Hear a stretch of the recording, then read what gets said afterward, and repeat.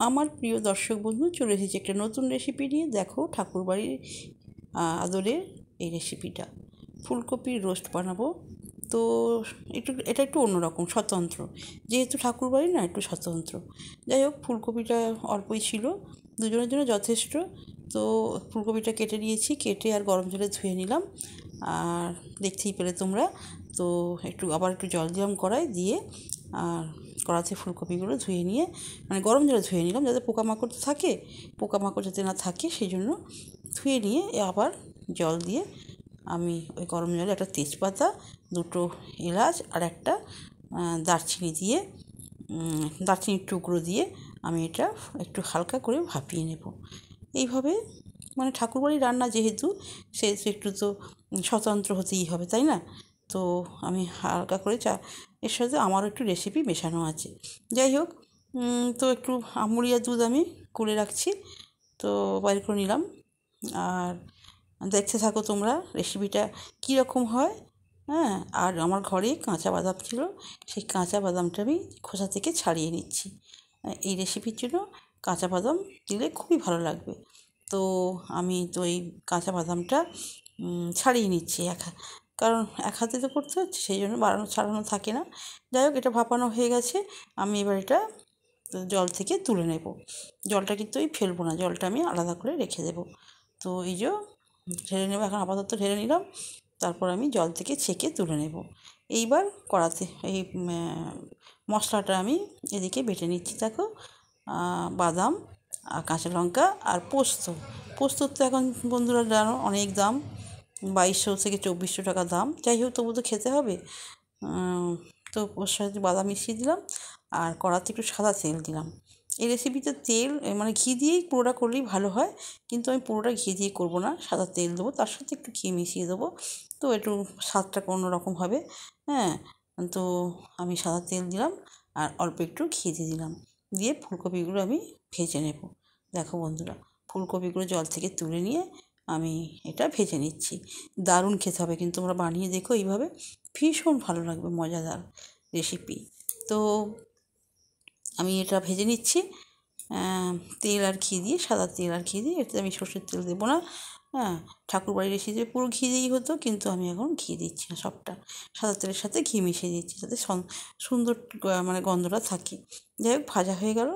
তো এবার আমি এই যে দেখো, আমুলিয়াটা আমি গুলে নিচ্ছি, গরম জল দিয়ে গুলে নিচ্ছি। আর এরপর আমি কপিটা ভেজে তুলে নেব। ভালো করে কিন্তু একটু ভাজতে হবে। হ্যাঁ, হালকা করে আমি হালকা করে ফুলকপিটা আমি ভাপিয়ে নিলাম। আর এবার এই বাটনাটা, মানে মশলাটা বেটে নিলাম, বেটে আর ওই ফুলকপিটা এবার ভেজে তুলে নিচ্ছি। দেখো, তো রবি ঠাকুরের বাড়ির রেসিপি তো, একটু আলাদা তো হতেই হবে। যাই হোক, ভাজা হয়ে গেছে, কড়াতে আর একটু সাদা তেল দিলাম, আরও একটু ঘি দিলাম। দেখো, ঘিয়ের গন্ধটা ভীষণ ভালো লাগে, সেই জন্য তেল আর ঘি মিশিয়ে দিচ্ছি। হ্যাঁ, আর দিলাম এর সাথে একটা কাঁচা লঙ্কা দিলাম, আর একটা লবঙ্গ দিলাম বন্ধুরা, আর একটু জিরে দিলাম।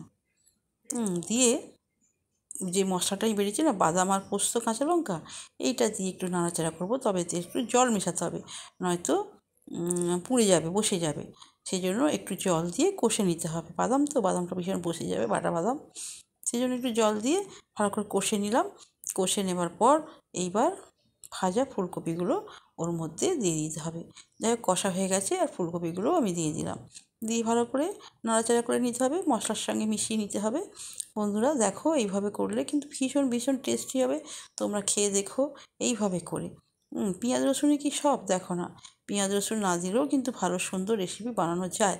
আর যে জলটা দিয়ে আমি ভাপিয়েছিলাম না, সেই জলটা দিয়ে দিলাম। দেখো, সমস্ত ওই মশলা, ওই এলাচ, তেজপাতা, দারচিনি এর সাথে ছিল তো, সেটা পুরোটাই দিয়ে দিলাম, দিয়ে একটু সিদ্ধ করে নেবো।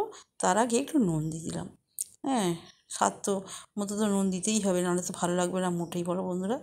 তো নুন দিলাম, দিয়ে একটু ফুটিয়ে নেব। এই রেসিপিটা বানানো খুবই সহজ, খুবই সহজ, আর খেতে দুর্দান্ত। তোমরা ভাবতেই পারবে না যে এটা এত দুর্দান্ত। যাই হোক, একটু স্বাদ মতো চিনি দিয়ে দিলাম। একটু মিষ্টি না দিলে তো ভালো লাগবে না, সেই জন্য ব্যালেন্সটা ঠিক রাখার জন্য একটু অল্প পরিমাণ, খুবই অল্প পরিমাণ চিনি দিয়ে দিলাম। আর দিয়ে দিলাম সেই আমুলিয়াটা দিয়ে ভালো করে নাড়াচাড়া করে নেবো। দেখো, নাড়াচাড়া করে নেওয়ার পর তো ঢাকা দিয়ে রাখতে হবে। তো এই রেসিপিটা কেমন হয়েছে তোমরা একটু বলো বন্ধুরা। ঢাকা দিয়ে রাখলাম 10 মিনিট, 10 মিনিট বেশ এইটা এটা ঝোলটা একটু শুকনো শুকনো হয়ে যাবে, খেতে কিন্তু দুর্দান্ত হবে বন্ধুরা। এইভাবে তোমরা করে দেখো, আমার কিন্তু খুব ভালো লেগেছে, তোমাদেরও নিশ্চয়ই ভালো লাগবে। আর থালির সঙ্গে সাজিয়ে ফেলেছি, দেখো হয়ে গেছে। তোমরা ভালো থেকো, সুস্থ থেকো, টাটা।